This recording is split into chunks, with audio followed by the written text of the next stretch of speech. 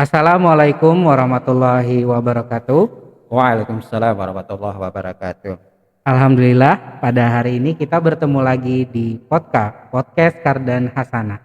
Nah, yang insya Allah kita hari ini akan membahas tentang pemilihan mata pelajaran pilihan bagi anak-anak kita yang sebentar lagi insya Allah akan memasuki kelas 11 dalam kurikulum Merdeka. Nah, dalam kesempatan kali ini kita kehadiran Ustadz Ali Imran selaku Kepala Sekolah SMA IT Kardan Hasanah Banjarbaru. Assalamualaikum Ustadz. Waalaikumsalam warahmatullahi wabarakatuh. Iya, gimana kabarnya hari ini Ustadz? Alhamdulillah sehat. Iya, Pak Ustadz Novian, insya sehat? Allah sehat juga. Nah, kita tetap menjaga prokes. Iya, Minimal mengamalkan pakai masker. iya, Nah, itu. amin. Iya, mudah-mudahan terhindar dari yang nggak baik ya Ustadz. Amin, amin, amin. Iya. Ya, seperti yang sudah kita sampaikan sedikit tadi Ustadz di awal. Nah, Ya. insya Allah kita hari ini akan membahas tentang pemilihan mata pelajaran pilihan bagi Ya. anak-anak kita yang insya Allah sebentar lagi ya kelas 10 yang awalnya ada di fase E. Nah, sekarang ini akan memasuki fase F yang dimana itu kelas 11 ya Ustadz. Ya, kelas 11. Nah, tentu ini kan menjadi pertanyaan barangkali di benak anak-anak maupun orang tua. Nah, perihal mata pelajaran pilihan itu sendiri. Iya. Nah, ini barangkali seperti apa sih Ustadz sebenarnya mata pelajaran pilihan itu nanti itu landasannya. Nah, landasannya kemudian kenapa sebenarnya ada mata pelajaran pilihan itu? Baik, bismillahirrahmanirrahim. Ayah bunda, para pemirsa yang insya Allah dirahmati Allah. Sebagaimana disampaikan tadi, fase E ini insya Allah akan segera berakhir. Ini bulan Juni tanggal 5 insya Allah kita sudah mau evaluasi akhir, sumatif akhir semester. Sumatif akhir semester. Nah, itu menandai fase E akan berakhir. Iya. Nah, selanjutnya kita akan lanjut di fase F. Nah, di fase F itu kan kalau lihat kelasnya kelas 11 dan 12. Nah, karena kita ini baru memulai menerapkan kurikulum Merdeka, nah kelas 10 yang sekarang yang fase itu insya Allah akan ke fase F. Nah, di fase F ini memang agak berbeda dengan di fase E. Kalau di fase E, semua mata pelajaran itu diikuti oleh anak-anak. Iya. Ya kan?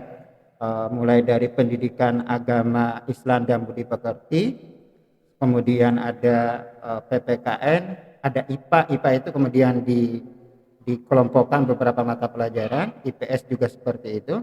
Nah, di fase F yang harus diketahui oleh kita semua, itu ada yang disebut dengan mata pelajaran wajib. Oh iya, enggak. Dan ada mata pelajaran pilihan. Nah, mata pelajaran wajib itu siapapun mereka yang ke fase F wajib mengambil. Ya, Ustaz, ya. Jadi mereka harus mengikuti mata pelajaran itu. Nah, apa saja mata pelajaran itu kita sudah desainkan gitu. Mata pelajaran wajib itu yang siapapun anak yang ke fase F, maka mereka harus mengambil mata pelajaran itu. Nah, di mata pelajaran yang wajib ini ada yang intranya, ya intra, ada yang project. Nah, P5 itu. Nah, yang wajib itu yang harus diambil itu pendidikan agama Islam. Ya, pendidikan agama Islam. Pendidikan agama Islam dan budi pekerti itu nanti mereka ngambil 2 jam di intranya, nah 1 jam di projectnya. Ya. Nah, itu semua siapa saja mereka bercita-cita jadi apa, mau kuliah di mana, mereka harus mengambil PAI BP ini. Kemudian ada pendidikan Pancasila, namanya pendidikan Pancasila. Kalau kita dulu PKN ya Ustaz.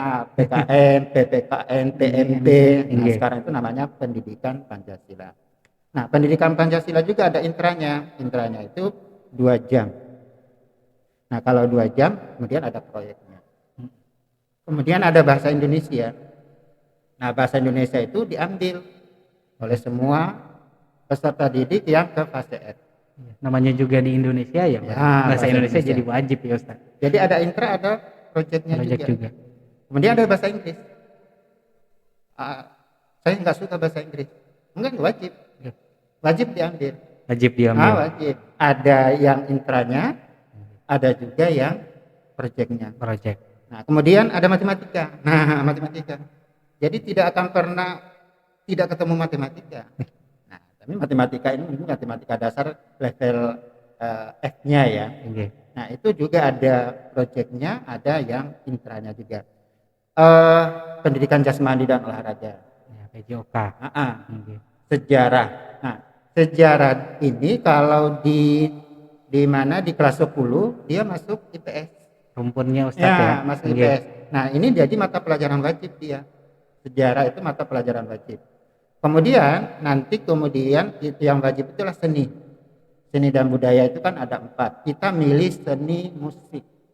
Oh, oke. Nah, kita nanti seni musik. Kan ada yang teater, ada yang tari, ya kan? Oke. Nah, kita milih yang musik. Kita yang milih musik.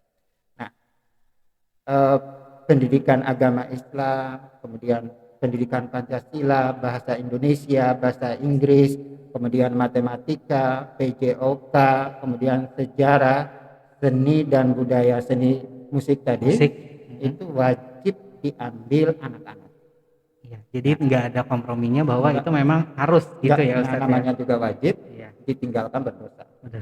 Nah, itu kemudian kita tambah dengan muatan lokal yang khusus. Kita itu kan muatan lokalnya ada kepemimpinan Islami, kemudian ada disiplin Islam dan fikih praktis, kemudian ada pendidikan Al-Quran, ada akidah. Nah, ini juga nggak bisa dipilih. Nah, itu. Nah, di samping itu kemudian ada yang disebut dengan mata pelajaran pilihan. Nah, iya. Mata pelajaran pilihan ya Ustadz. Nah, jadi kalau di angkatan-angkatan zaman dulu ya mungkin Ustadz, kalau kita ingat itu di kelas 10 itu biasanya ada penjurusan. Menuju ke kelas 11-nya itu ada IPA dan IPS kayak gitu. Iya. Dulu itu ada namanya penjurusan. Karena juga mengambil istilah peminatan. Ya kan? Peminatan IPA, peminatan IPS, bahasa dulu. Nah, sekarang namanya mata pelajaran pilihan. Nah, mata pelajaran pilihan ini ada aturannya Ustaz Noviat. Ada aturannya. Jadi di kementerian itu ada dirumpun-rumpunkan gitulah.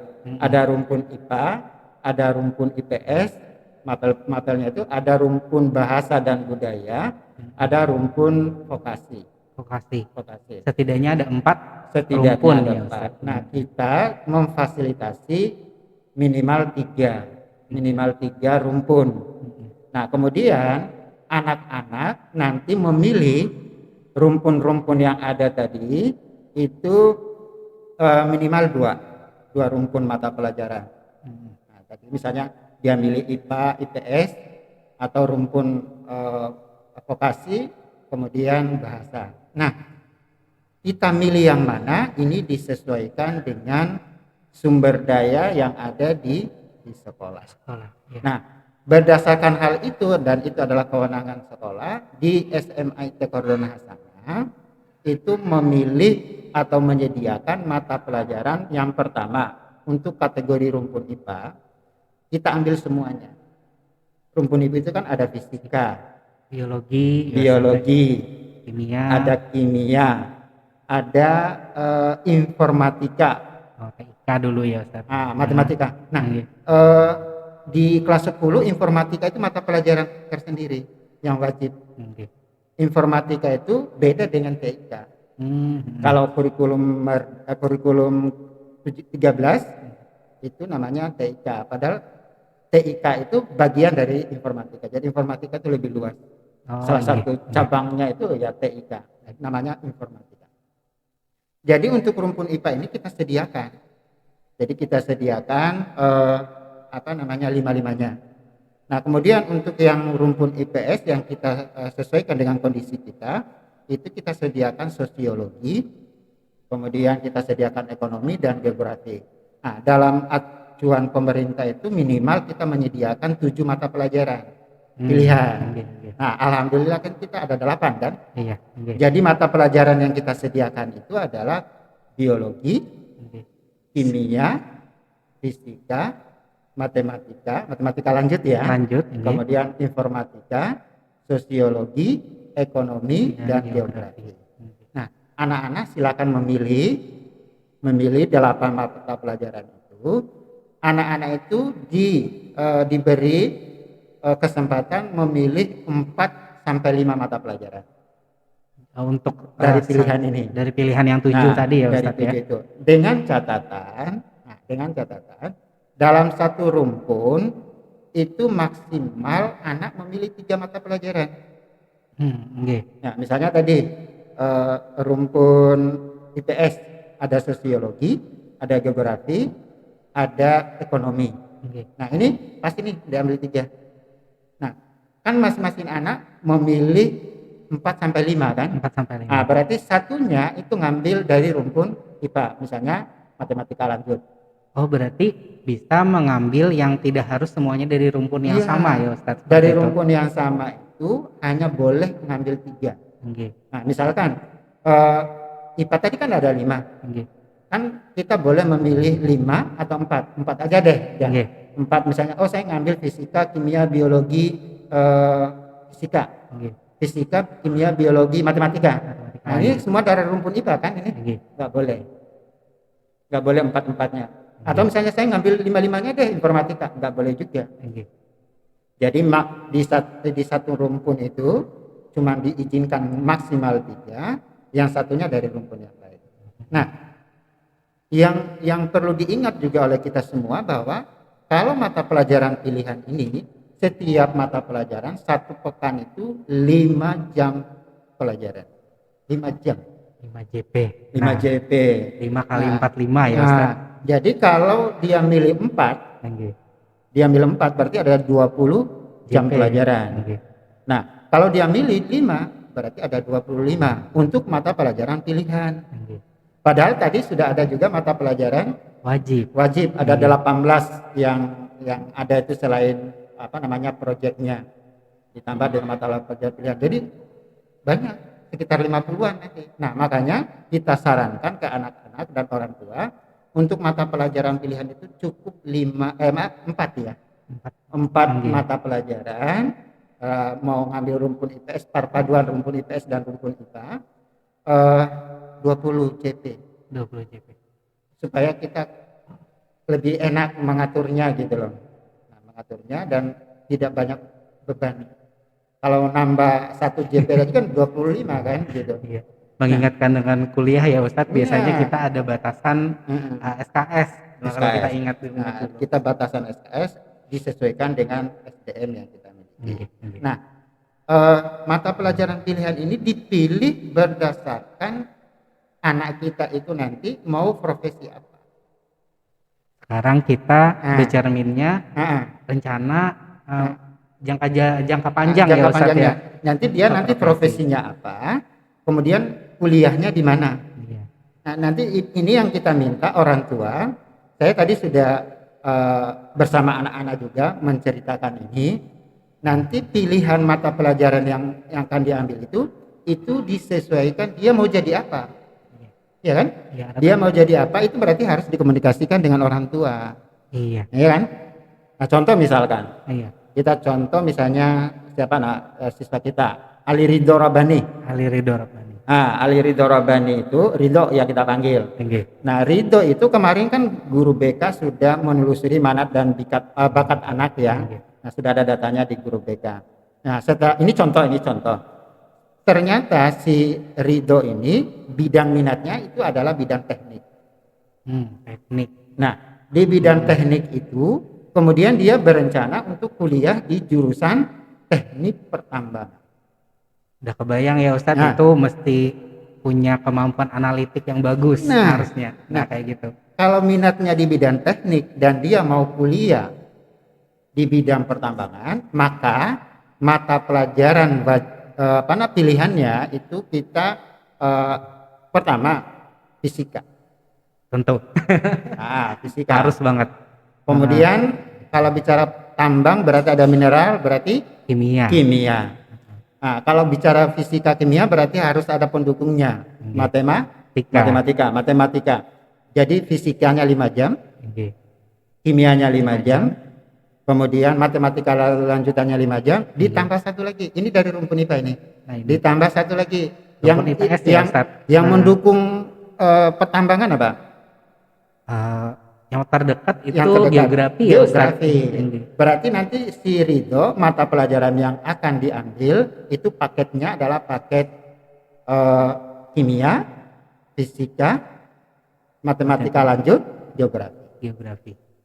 Iya, satunya Nah, kalau kita pikir sih ketika nginget-nginget zaman dulu tuh kan kadang-kadang memang kalau masih bentukannya mungkin penjurusan atau minat penjurusan. bakat yang IPA IPS waktu itu kadang anak-anak itu ada memang yang senang bagian IPA-nya tapi Iya. kadang-kadang ada juga yang beririsan seperti Iya. teman saya beberapa itu ada yang ke pertambangan memang akhirnya padahal kan dia perlu geografi tapi karena ngambil IPA sama sekali nggak dapat waktu itu. Nah, ini antisipasi pemerintah. Kita kasih contoh lagi.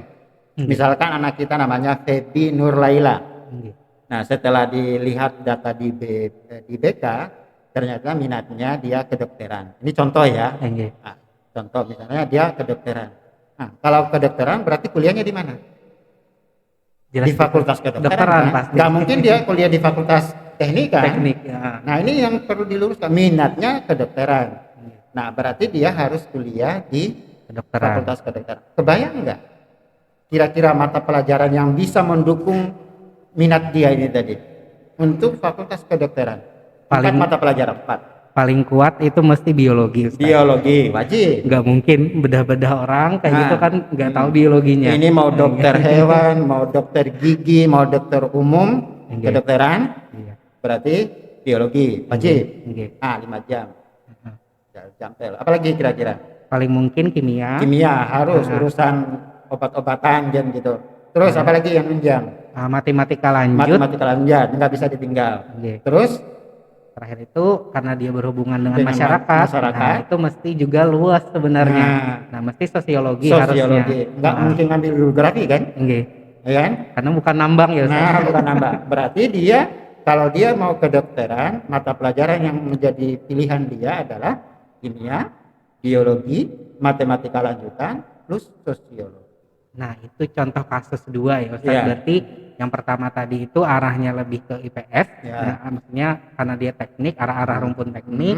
Kemudian sekarang ini rumpun IPA, yang sebagian besarnya rumpun IPA di kedokteran. Nah, ada lagi nggak Ustaz, misalnya kan anak-anak juga ada yang senang arah jurnalistik, kayak orang mungkin kalau di SMA ITK Denasana kan ada multi jurnal, barangkali anak-anak yang senang tuh.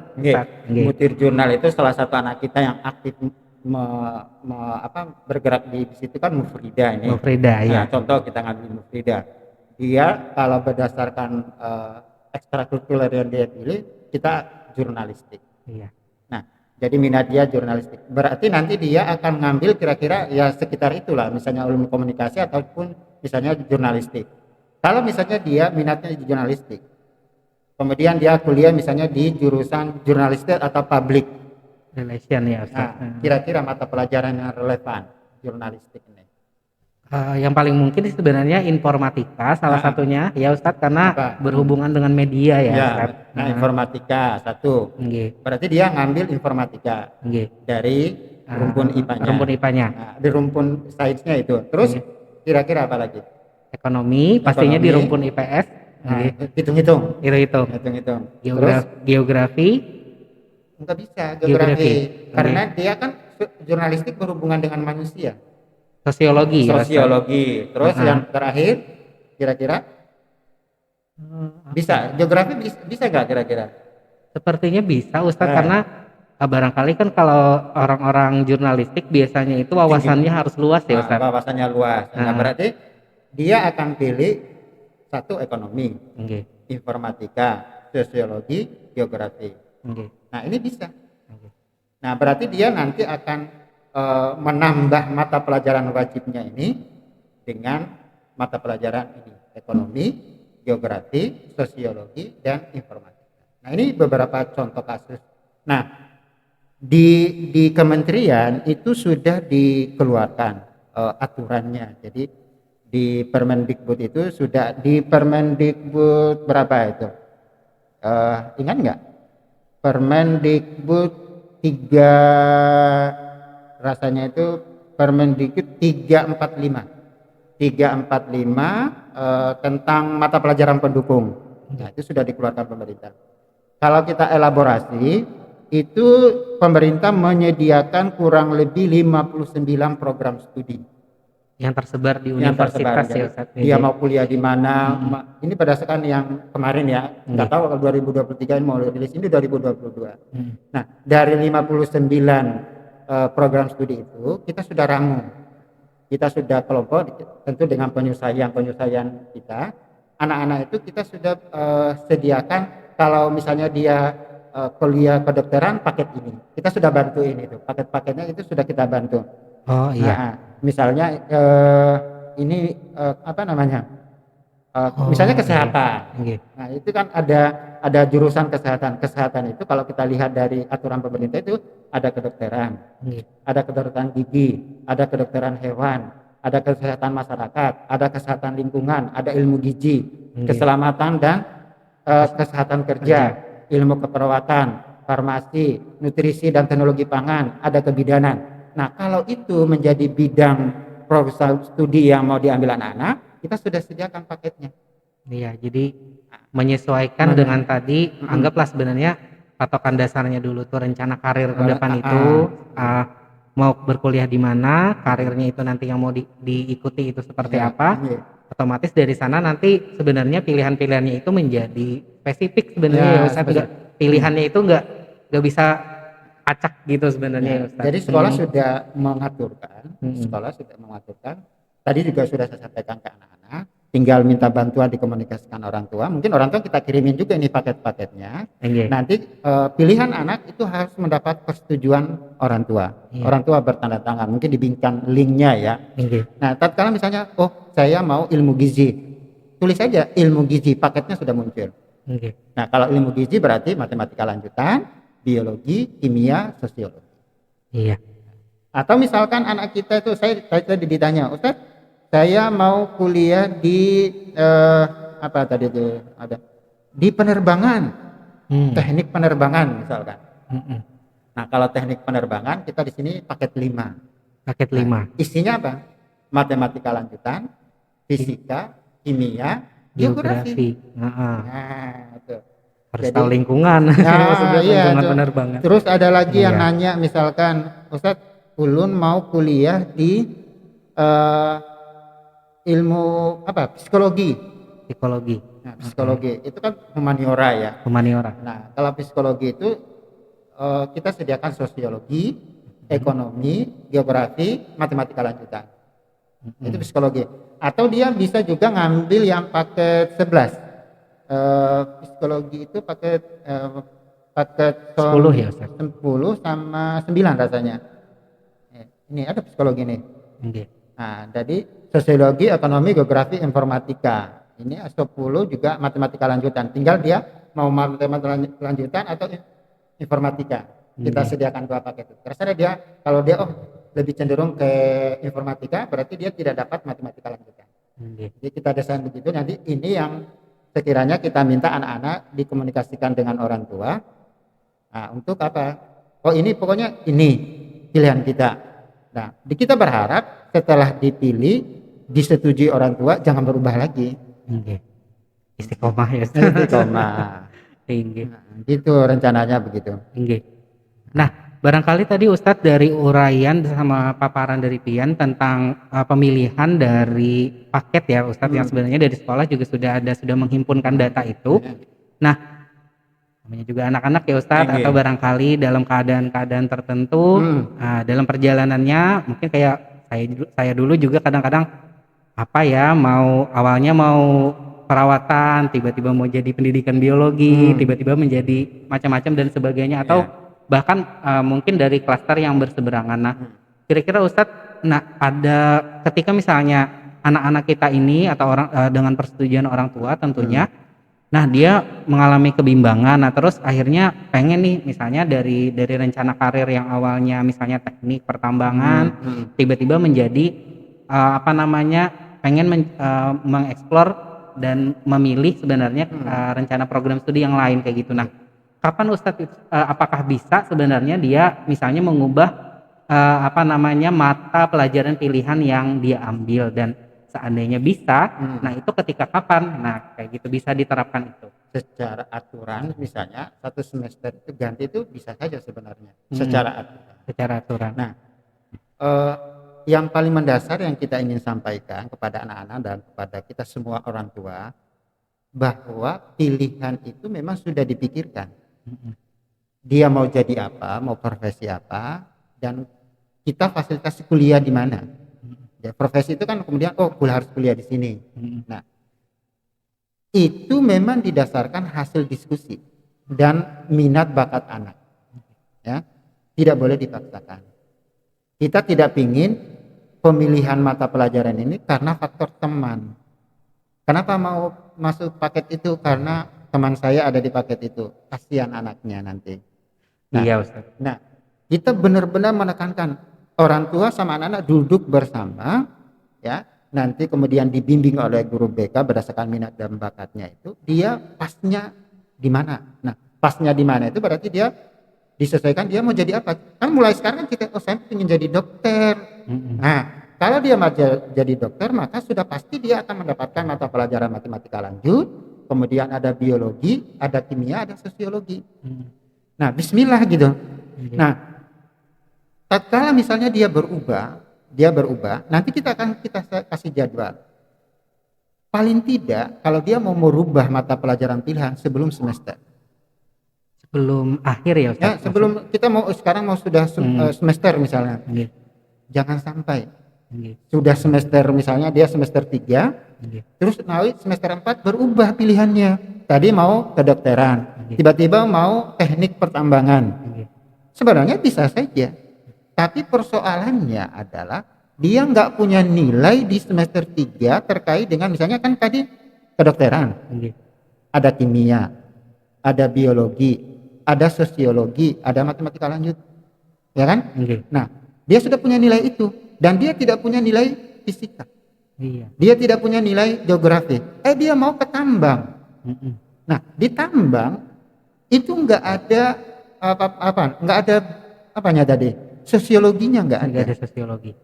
Malah geografi, Ya, geografinya yang ada. Kalau dia kimia misalnya ada misalnya di mana tadi di bidang tambang ya. Nah, kalau di bidang tambang itu ada kimia, tapi nggak ada biologi kan? Nggak ada biologi. Ya. Di kedokteran nggak ada fisika. Nggak ada fisika juga. Di tambang ada fisika. Dari mana nilai fisikanya di semester 3? Nah, kalaupun terpaksa 3 bulan atau 2 bulan dia kuliah mata pelajaran pilihannya itu adalah mata pelajaran yang mau profesi dokter, tiba-tiba dia mau jadi seorang teknik, maka 2 bulan atau 3 bulan sebelum kita mau 6 bulan itu berubah, silakan.